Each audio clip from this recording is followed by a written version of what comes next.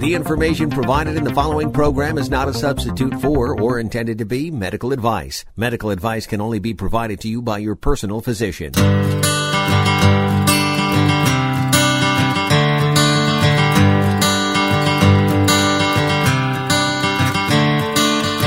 Another turning point, a fork stuck in the road. Time grabs you by the wrist, directs you where to go. So make the best of this test and don't ask why. It's not a question but a lesson learned in time. It's something unpredictable, but in the end is right. I hope you had the time of your life. Good morning, everybody. This is Dr. Harry Schick at your Natural Health Consultant, WCTC, and in sunny Somerset, New Jersey, speaking with you this morning. I'm from High Point Health Center in Highland Park, New Jersey. The phone number there is 732-249-9800. I'm very happy that some of our listeners have been calling in, and we're getting them on track with their health. If you want to call me here, it's 545-9282. So I have a lot of things to talk about today, which makes me very excited. I have a lot of papers. You on Facebook can see I actually brought paperwork in because I get a lot of questions. And, I like to start the show with questions that I get. And this one I get pretty regularly. This question I get is about aspirin. Now, I have a paper I wrote in my office, also available online at highpointhealth.com, about the use of aspirin. And it is amazing to me how many people are taking aspirin to prevent things and related to their heart. So I thought that if we wanted to really find out the truth about taking aspirin, because people really often ask me, should I take it, shouldn't I take it? I say, why don't we go to the quote-unquote experts? Let's look what the CDC, the Center for Disease Control, and the FDA have to say about it. Now, you can draw your own opinions from what I'm telling you. I don't have to tell you if you just listen to what they're saying. I always like the idea that, my patients are smart, my listeners are smart, people are smart. Then if they just listen to what the information is that's out there, they can draw some very smart opinions. It's actually really rainy here today, and there's one of my favorite lines from our most recent poet laureate of the United States. You don't need a weatherman to know which way the wind blows. Like, if you can just pay attention to yourself, you can figure things out. Oh, and before I start this, I wanted to say hello. I'm so excited that we have people besides listening all over New Jersey. We now have listeners in Hollywood, Florida, Spokane, Washington, Muncie, New York, Fishtail, Montana, where I spent most of my youth, North Carolina, Wisconsin, and Priest River, Idaho. Just some of the spots. If you're listening from some faraway places, I love to hear about it. If you can maybe email me or let us know, it would be great to know that we're able to talk to people all over. Anyway, back to aspirin. So there's an article from the CDC, the government agency, talking about the use of aspirin for primary prevention of heart attack and stroke. So what does primary prevention means? It means for people who have not had a heart attack or a stroke. So what do they say about using aspirin? Now remember, this is for you. This is for people who have not had a heart attack or a stroke. And I have so many people who come into the office taking aspirin, and my first question to them, when was your heart attack? And they tell me they haven't had one, which of course I'm glad to hear. So this is what the FDA says. The CDC is quoting the FDA. The FDA has reviewed the available data and does not believe the evidence supports the general use of aspirin for primary prevention of a heart attack or stroke. Okay, so I want you to take that in. If you're not taking it, you know somebody who is. So the FDA does not believe that there is evidence for the use of aspirin for primary prevention. In fact, the FDA goes on to say, this is not me talking, well, it's me talking, but I'm reading from the FDA.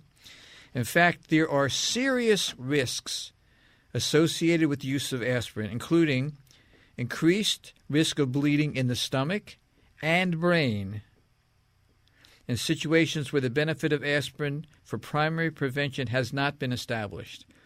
So what is the good old FDA telling us? It's telling us that if you're going to take an aspirin and you have not had a heart attack or a stroke, there is no evidence that it is helpful whatsoever, but there is evidence that it can cause bleeding in your stomach and in your brain. So let's put those things on a scale and think about what we should do. Now, of course, you should always go back to your doctor who prescribed the aspirin and ask him what he thinks. But I recommend you also think about this. Hey, some of you may be wondering, well, this is probably very new information since I haven't heard that. This is from May 2nd, 2014. So that means for the past 5 years, this has been the FDA's official stance on it. And I know some of you have been prescribed aspirin in the last 5 years. So I'm not telling you what to do because I know you're smart enough to know which way the wind's blowing. So how does aspirin potentially help? So the idea that aspirin can help is because it reduces clotting. Okay, so the idea that you could get a blood clot or clumping of the blood is definitely something that we know can lead to a heart problem. And aspirin, with its side effects, can potentially do that. Remember, this is all designed to help people in a general category of cardiovascular disease. So, what does the Mayo Clinic say, my good friends over there, say about heart disease, what cardiovascular disease is? They say cardiovascular disease refers to conditions that involve narrowed or blocked blood vessels that can lead to a heart attack, chest pain, or a stroke. Okay, so now we're defining it a little more clearly. We're talking about blood vessels that are narrowed or blocked. Now, the first thing you should think of when you hear about narrowed blood vessels is what? Aspirin? No. Come on. Taurine. This is the 5th time I'm mentioning it. Taurine, Taurine, we know helps to open up blood vessels. And the side effects are none. So we can think about that also. We see, actually I looked up taurine. Researchers aren't exactly sure why taurine seems to help congestive heart failure. Boy, they just hate acknowledging any natural thing that helps. Seems to help. Well, it does help. And there is some evidence that it improves the function of the left ventricle of the heart. Wow, we haven't even mentioned that. So taurine, besides opening up blood vessels, also improves the functioning of your heart. That's where your heart does its pumping to the rest of your body. Let's see. Taurine, no side effects, does these things. Okay. You're getting the idea. The main thing I wanted you to think about in terms of aspirin is that if you haven't had a problem, it's not going to prevent one, and it will create some other ones. All right. So where did this aspirin craze start from? Why did people jump on this aspirin bandwagon? And by the way, I have to tell you this, that when people started using aspirin originally, you know, aspirin comes from all of these drugs, for the most part, mimic something that is found in nature. So aspirin, I told you I got notes all over the place here. Aspirin comes from a natural source, the main ingredient, but then it's made synthetically. In fact, ginger has has the original source of aspirin in it, but in a form that doesn't create problems. So where did this aspirin excitement come from? So they did a study a long time ago, I don't remember when, it's probably the early 2000s, that showed that buffered aspirin given after a heart attack seemed, that's my word because they like to use seemed for nutritional things, seemed to help prevent a second heart attack for I believe it was 6 months after the initial heart attack. So there's two things you should be thinking about here. Number one is that the evidence for whatever they had was that for people who had a heart attack for 6 months after the heart attack, 6 months, not 60 years, for 6 months after the heart attack seemed to help. But if you were listening carefully, you heard a very important word that I used when I quoted how that study went. And in about a minute or two, we're going to come back and look a little deeper at this and find out what we can really do about this. Dr. Harry Schick from High Point Health Center. This is your natural health consultant, WCTC. Stay tuned for the rest of the story. Who is it? Asthma. Asthma? That's right, asthma. You must have the wrong house. Who's there? West Nile virus. Can I come in? No, you can't come in. You sure? Yes, I'm sure. Yes. Hello, it's Lyme disease. I am not opening the door for Lyme disease. I'll be back. Who is it now? $5 billion in property damage. What do you want? I'm just spreading the love, ma'am. Go away. When household pests are in your home, you never know what kind of health and property threats they're going to invite over. This public service announcement has been brought to you by the National Pest Management Association. Visit pestworld.org to become more aware of the serious threats common household pests like mice, roaches, and termites can pose to your health, your home, and your family. Hi, it's Bert Barron reminding you to join me weekday mornings from 6 to 9 for Jersey Central right here on WCTC. In addition to 6 traffic and weather updates every 10 minutes on the 5s every hour, we have the top newsmakers, great Jersey, national, and international talk, great prizes, and more. Hey, if you're not listening, you're missing Jersey Hall of Fame radio. Jersey Central with Bert Barron. Weekday mornings from 6 to 9 on the new Talk Radio 1450 WCTC.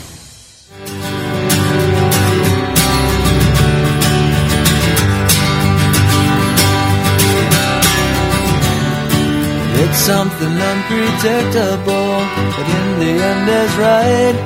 I hope you had the time of your life. You know, I love quoting Bob Dylan. I love the way he writes. I was just remembering that the last time I saw him live 2 or 3 times. The last time I saw him was at the, I think they called it the Garden State Arts Center at that time, whatever they call it now. But and he was with Paul Simon, and mostly I wanted to go because I wanted to see the two of them. I actually wanted to see the look on Paul Simon's face when Bob Dylan sang. So they sang The Boxer together, which was really something, 2 icons like that. But then Dylan came out in the second half of the show, and the thing that I remember was that nobody could tell what songs he was singing, because if you ever seen him live, he often plays in a very different way than his recordings. And the way he sings, it's hard to even catch what words they are. So it was almost like a very expensive showing of what gets named this tune. Anyway, we don't need a weatherman to know which way the wind blows, because we're smart and we can figure these things out ourselves. And one of the things that I forgot to mention before, one of the side effects of aspirin that I've seen is ringing in the ears, which if you have it, you know is a very disturbing effect. And many people with that have it because they take too much aspirin. Okay, so I left you beforehand with a question about the study that I mentioned, and what was the special word in there? The study was done on what kind of aspirin? Buffered aspirin. Not baby aspirin, not the aspirin that people are taking. It was done on buffered aspirin. What is buffered aspirin? Buffered aspirin is aspirin that, for digestive reasons or whatever reasons they give, is connected with a mineral to buffer the effect of the aspirin. And what was the mineral most commonly used? Magnesium.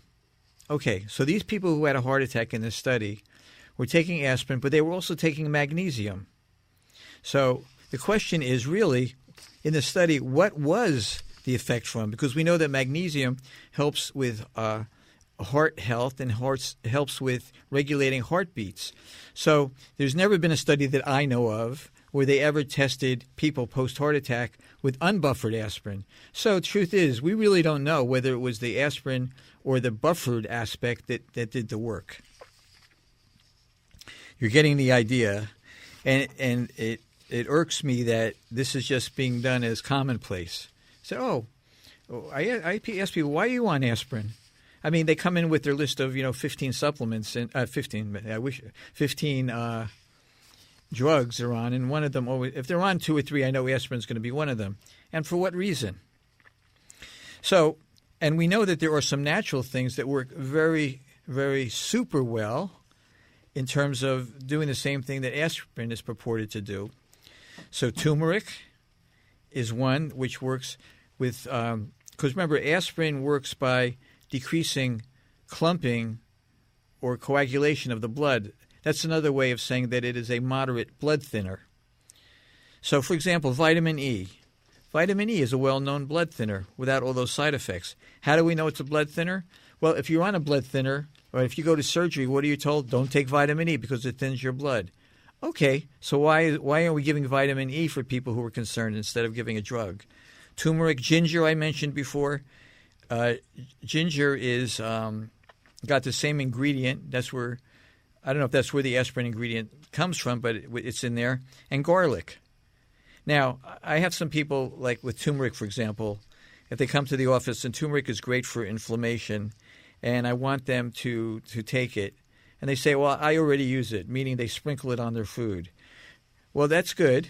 I'm glad that you like it and glad that you do that. But there's something, there's a nutritional dosage that you have to take of these things. So if you really have a problem and you need to, you have to make sure that you're taking the right amounts, which we can help you with, I can help you with.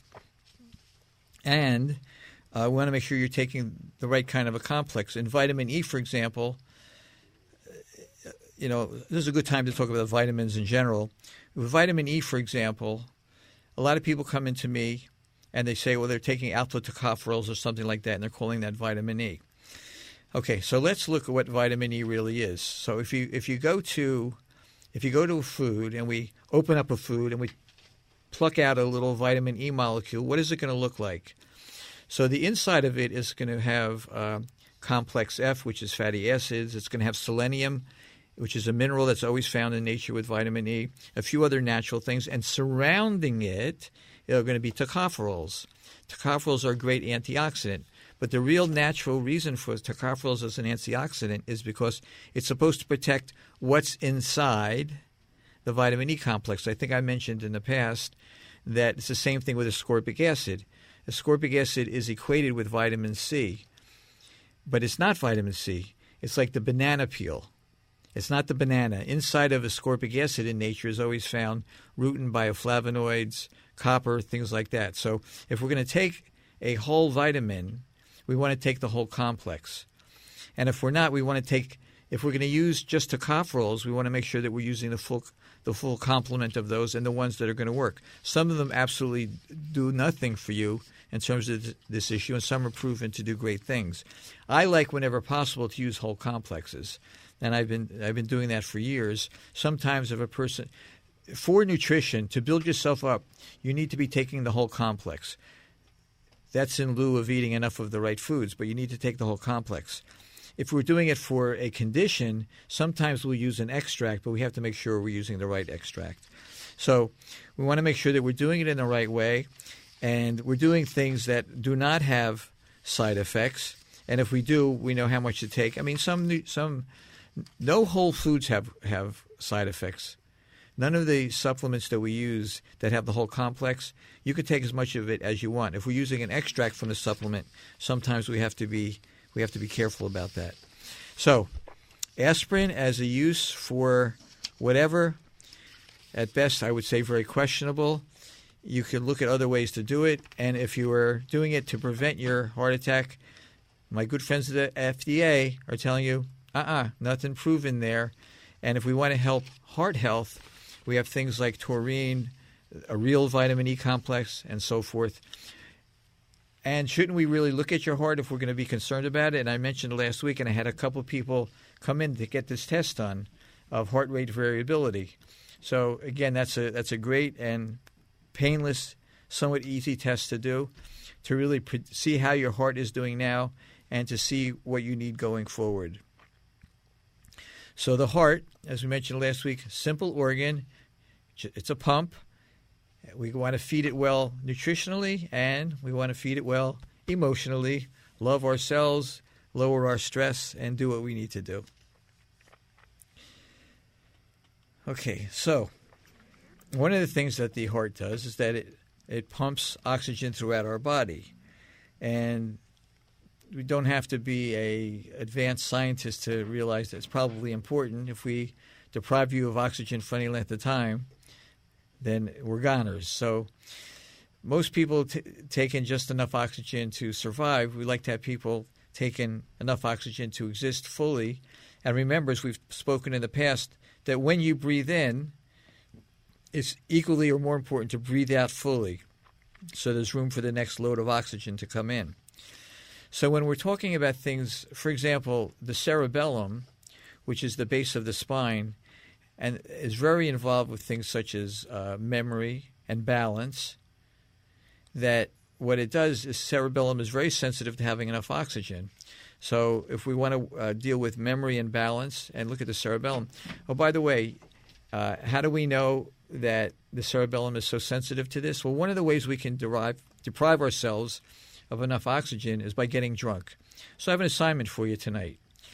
I want you to take out your selfie camera, and I want you to walk around and see how wobbly your walking is. And then I want you to get drunk.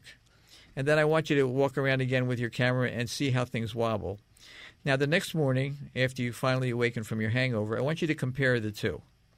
And you'll see, based on my vast experience and experimentations with people, that after you drink, you're going to be more wobbly because your cerebellum is impaired.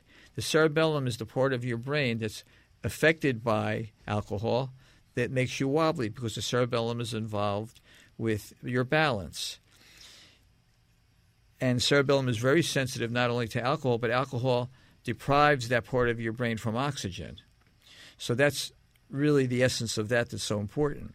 So if we want to get our balance better, and balance is incredibly important to get better for a few reasons. Number one is we don't want you to fall. Falling can create huge problems. We deal with people who fall in our office all the time. They don't fall in our office, but people falling outside the office in our office. Rehabbing them, we have to rehab them neurologically. We have to rehab the parts of the body they've hurt, because really have to get us back to normal walking or normal movement as possible after a fall. But the cerebellum needs two basic things, just like all of our brain does, whether we're talking about balance or we're talking about memory. The brain needs the right nutrition and it needs activation. So if you do the same things every day in your activity, you're going to activate the same parts of your brain every day.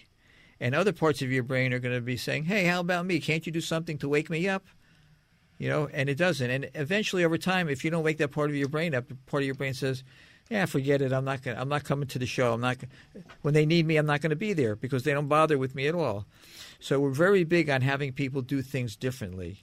Using your opposite hand, standing on one foot, getting your balance. If you have any balance issues at all, balance is a great way to do that.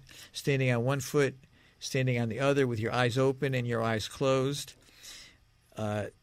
and working with your eye stimulation, meaning that you can look straight ahead, don't move your head, but with your eyes look to the left, look to the right, look up, look down, look to the quadrants slowly. You can look at the wall, and if you see a light switch on one part of the wall and a window on the other, keep your head still and slowly move your eyes from the light switch to the window, back and forth slowly. Because, if I took your brain out, and I've done this in the office, if you take somebody's brain out of their head and you hold it there, the eyes are attached because the eyes are actually the forefront of the brain. So the best access we have to your brain is through eye movement. So exercising with eye movement is crucially important to wake up those parts of your brain. So again, your head should be still when you do this. Now, I know some of you, when you do this, you're going to get dizzy. So, and I have people say, I look to the right, I look up, I look down, no problem. Boy, I look to the left, I got to hold on for dear life. We have to fix that. It has to do with your eye connection to your vestibular system, often has to do with your ear canals. There's a way to rehab that. Don't settle for that. And please, please, please, if you're one of the people who sleeps semi-sitting up because when you lie down you get dizzy, let's work on that and fix that. Okay, that's not okay. And dizziness is one major way in which people's lives get made smaller and smaller because they do less and less because they don't want to put themselves in a situation to be dizzy. So we'll talk more about this in coming times, but main thing I like to give takeaways also neurologically. So I gave you an exercise to do. Again, you look straight ahead on the wall. Find something to your left, find something to your right. Keep your head still. Move your eyes slowly to the left. Move your eyes slowly to the right. Don't move your head. then go back to the middle, and I'm talking more slowly than you're probably doing it. Look up to the ceiling, look down to the floor. Just that little bit of eye motion can help. Now, what you can also do while doing that eye motion is that you can wiggle your fingers on one hand, wiggle your fingers on the other. You can layer in different things, but first just do the eye motion with nothing else. Make sure you don't get dizzy, and if you do, 249-9800, give us a call so we can fix that. All right, segment number 2 is done. We're going to the other half of the hour. Dr. Harry Schick, natural health consultant from High Point Health Center. Any of these issues, give us a call. I'm so happy that some of the people who have been listening have called and come in. I've gotten to meet some wonderful new people, and we welcome you in. I'll see you in a moment or two. They say America is a land of opportunity, where kids can grow up and become anything they want. But for some of us, it's not so easy. Today, 1 out of every 6 children in America lives in poverty. That's almost 13 million of us. That's almost 13 million of us living below the poverty line. The poverty line divides us all into those who have and those who never have enough. Not enough food or medicine, or even a place to live. When you live in poverty, every day is hard. But we don't want a handout. We want a way out. A way out of poverty for me and my family. For good. This is America. This is America. Together, we can do so much. Will you help? Nearly 13 million children in America live below the poverty line. You can make a difference in more ways than you know. Go to povertyusa.org and get involved. A message from the Catholic Campaign for Human Development. Join me, Gary Sullivan, on At Home with Gary Sullivan this weekend. We'll answer your questions about painting, insulation, ventilation, mold, or how to refinish the laminate countertop. I'll help you protect your biggest investment, your home. I'll take your calls about your house and interview home improvement experts every weekend. So join us and learn how to do it, what to use, and where to get the products you need to be successful. Looking forward to your calls. Sunday morning at 10 on the new Talk Radio 1450 WCTC.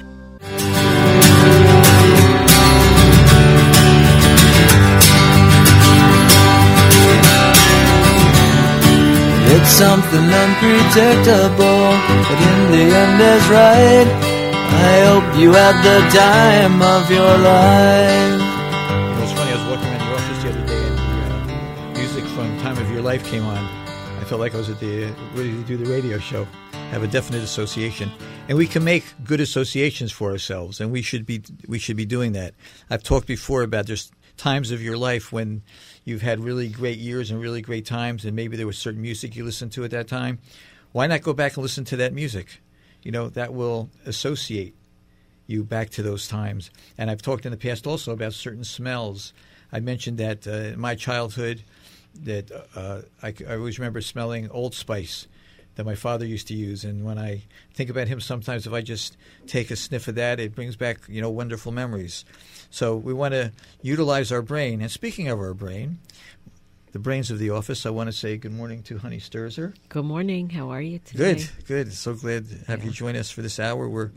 I always like talking about, the brain, how important it is. One of the things I was thinking about has to do with excitotoxins and the way how they can just really explode the brain, and how important it is to keep our inflammation down when we want to do in life in general, and if we want to do anything for the brain. I read an article recently where they said, it's not cholesterol that does it. That's the problem. Well, thank goodness some people are talking about that. It's inflammation with the cholesterol. So they're getting there. Inflammation is a huge problem.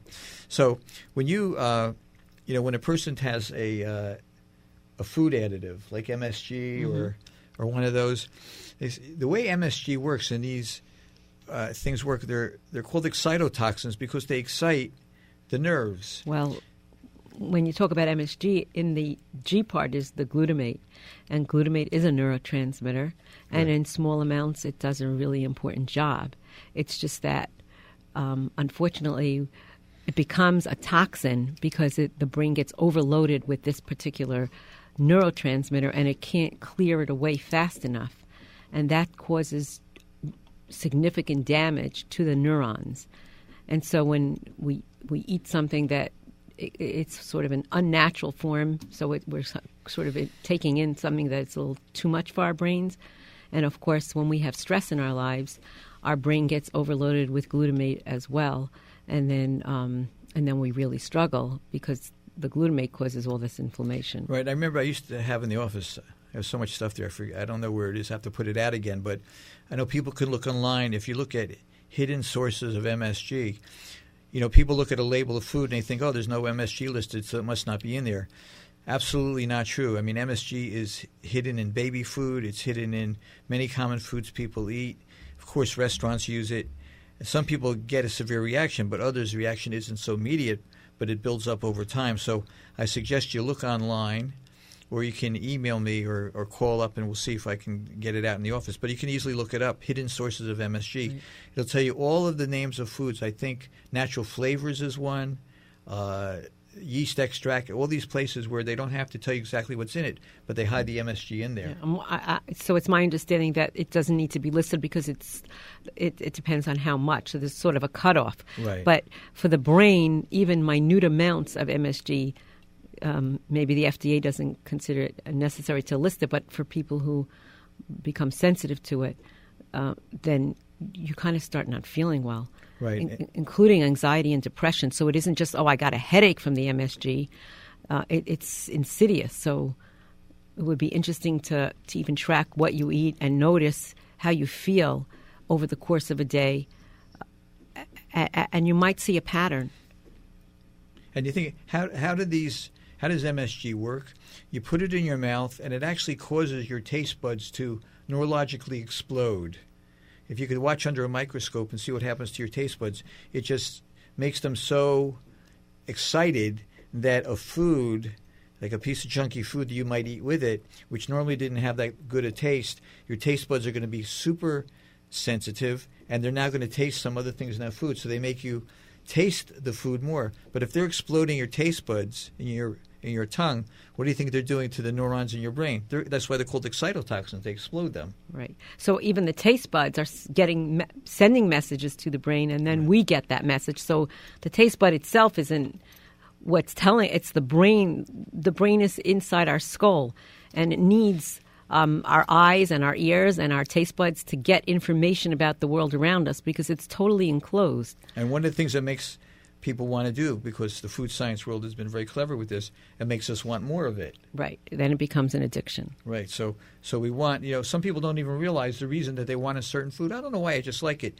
It could be that it's the MSG in there that is driving you to have it. So please check the list and avoid those foods. Listen, if you have no major reaction to it, I'm not saying you can't go out to eat ever, but I'm talking about people who regularly eat such and such a food that's got it in it. If you're having it daily, forget it. You're exploding your brain in a very, very bad way. Yeah, and it kind of it's sort of on the continuum of what you were talking about before, that certain smells and tastes that are linked to certain events give us some positive feelings, because we know that when neurons fire together, they wire together. So when you had that event happening and it also had a food along with it, sort of ice cream at the beach, right? Then that sounds good. You just need to eat the ice cream and then you're back at the beach. Right. Right. So also with these kinds of foods that we eat that cause our brains to kind of get triggered either with the glutamate increase or a dopamine increase, we just have to think about the food and then we crave it because it sort of, that got wired together. And one of the other ones, I had a very sad thing happen the other day. A patient came into my office, one of my favorite patients, and I looked to see what they were drinking, and I saw that there was aspartame in their drink.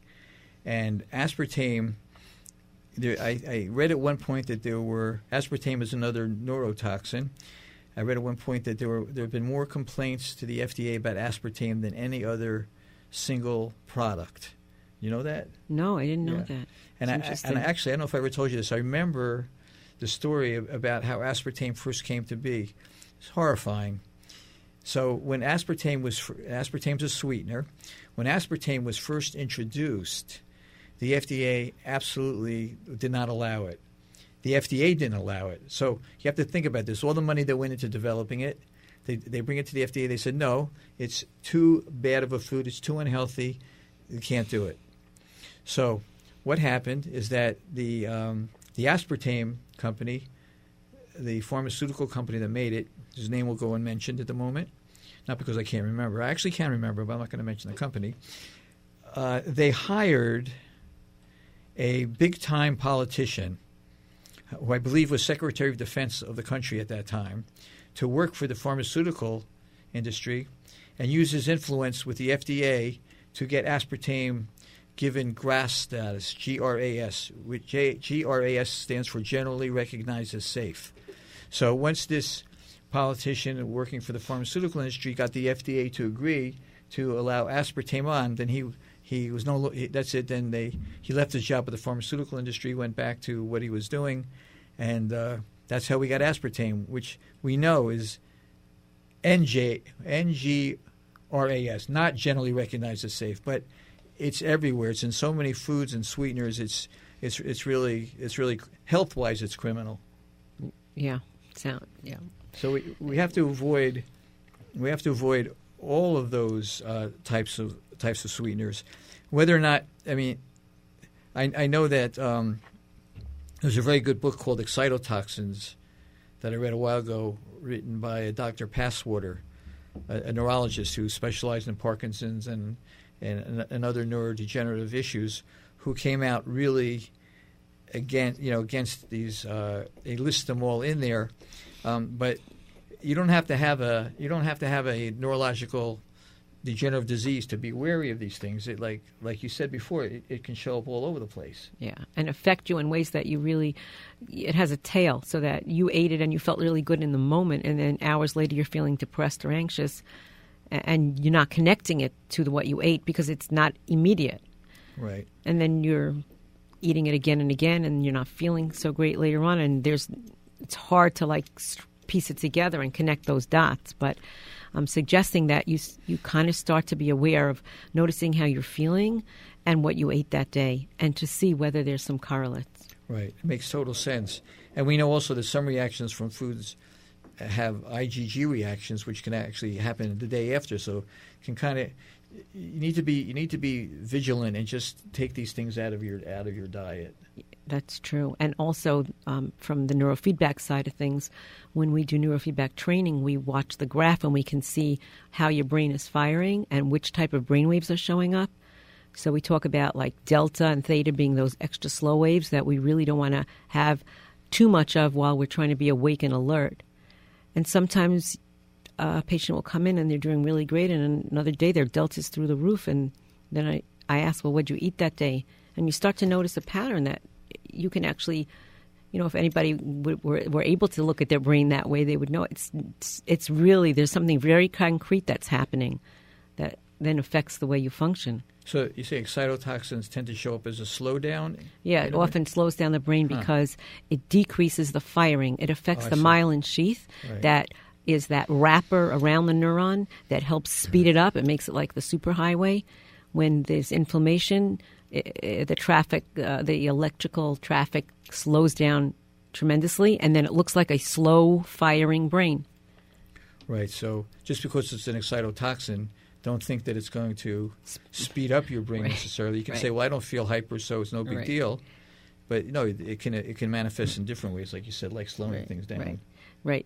It triggers the neuron in a way that causes it to ultimately slow down. So on another show, I'm going to talk about something else, but I reminded myself of something when I mentioned the idea of GRAS, generally recognized as safe with foods. And I haven't looked into it recently, but another food which never got GRAS status and shouldn't be on the market because it wasn't approved, but it got on anyway, is soy. So we can talk a lot. It's not really what I was going to go into now, but since I brought it up, I just wanted to mention briefly, because if one person changes what they're doing for one moment for this, I'll be very happy.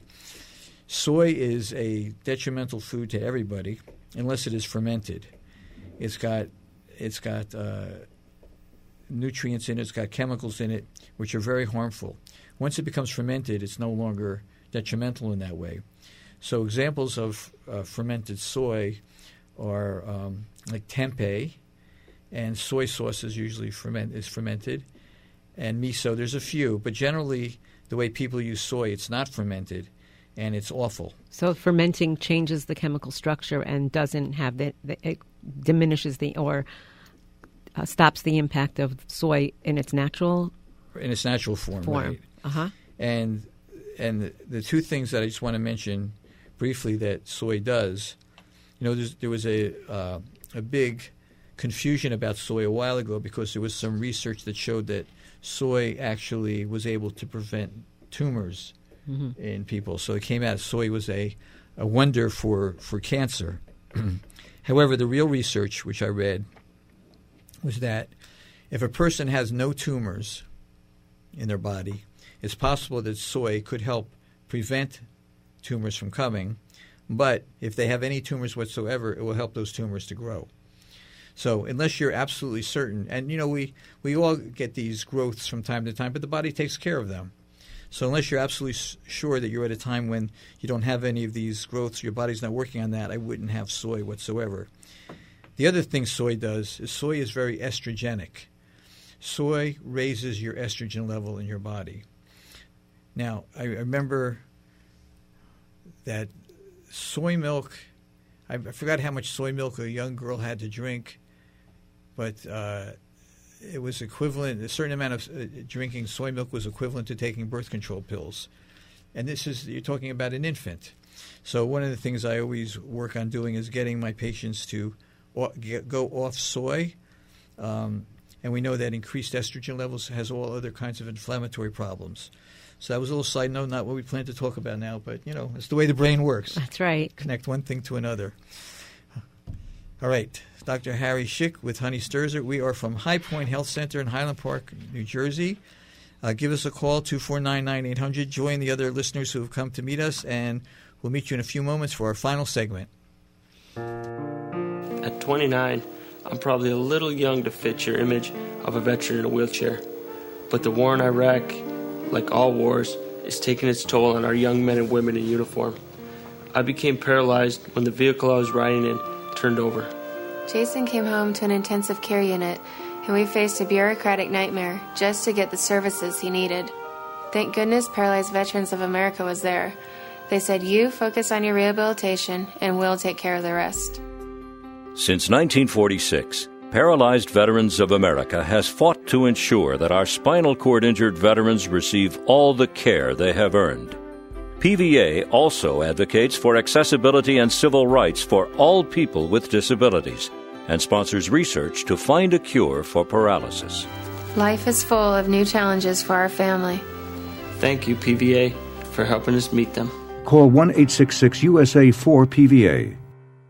Don't let a little static come between you and the WCTC talk you love. Listen live to WCTC on your mobile or any Alexa-enabled device. Or log on to WCTCAM.com and listen for free right on your computer. Just because you're not in Middlesex, Somerset, or Union counties doesn't mean you can't hear WCTC. Connect with WCTC from anywhere for the best in local and national talk. Rutgers football and basketball, Somerset Patriots baseball, and your favorite WCTC shows.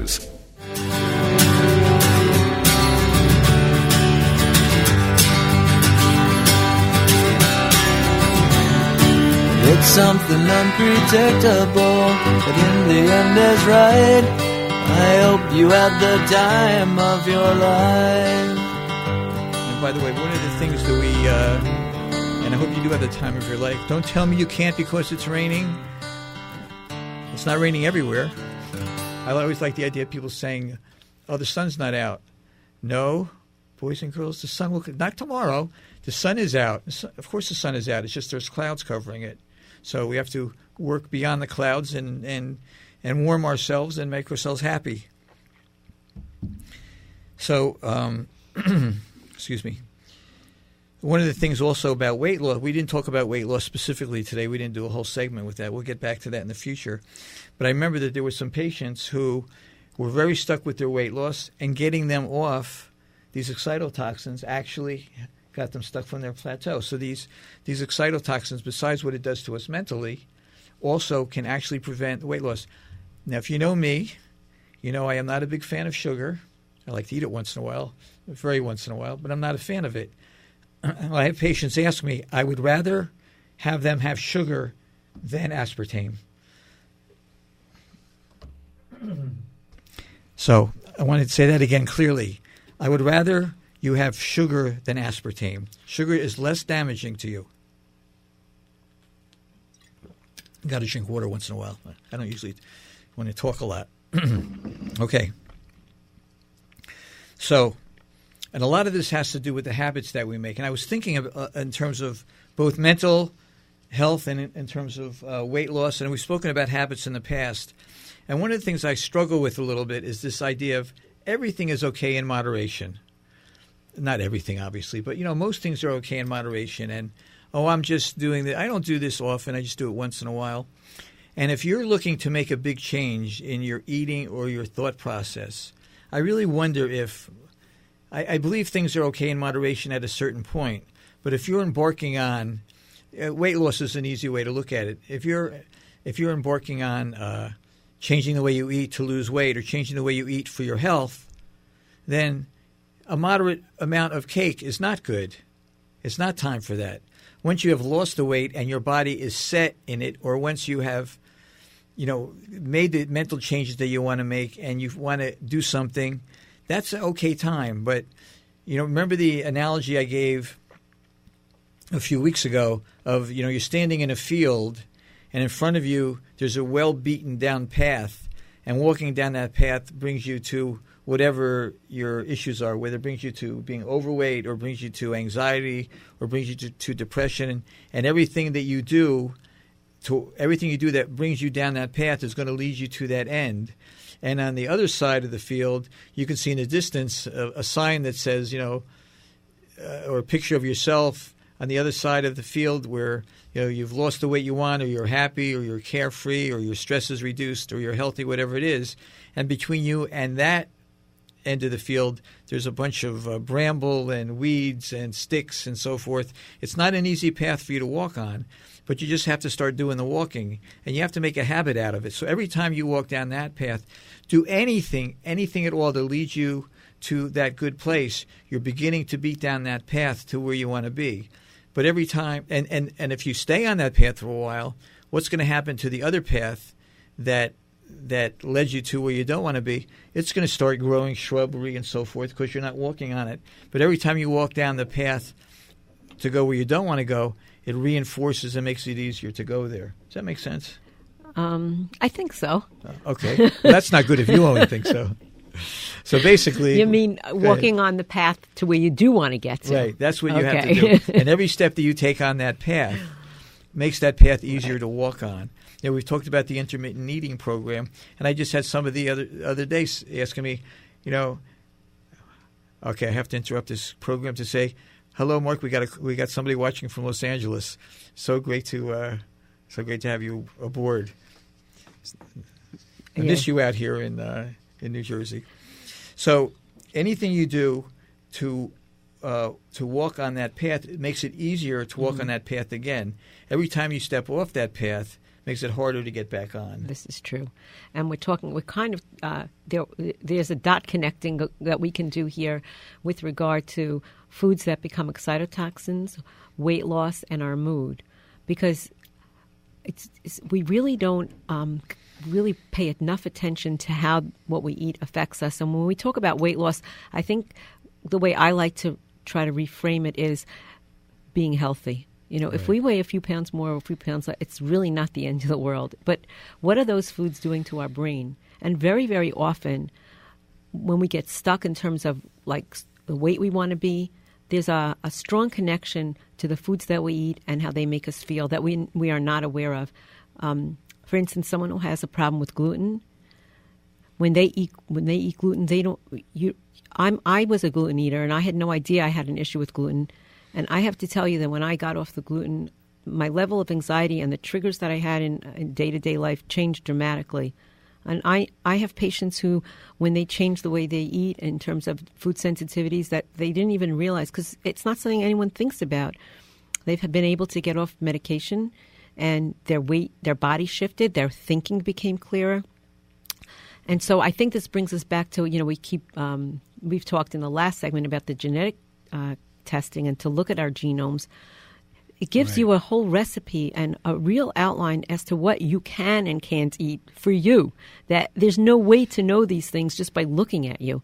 And the only other way to do it is like trial and error, remove everything from your diet and start putting it back in a more coordinated way. But if we look at the whole picture, you can learn about what would work for you, what you can eat that would make you feel good, that you would feel healthier, that would help you meet your goals with your weight, and that would help your mood. I mean, it's just like a whole package. So and we talk about the genetic testing a lot because we just started doing it, and it's very exciting, and we've already seen some incredible things. I mean, things that I maybe would have come upon for a person after months or years or whatever, but now it's right there and it shows us. Or if at all. If at all. Right.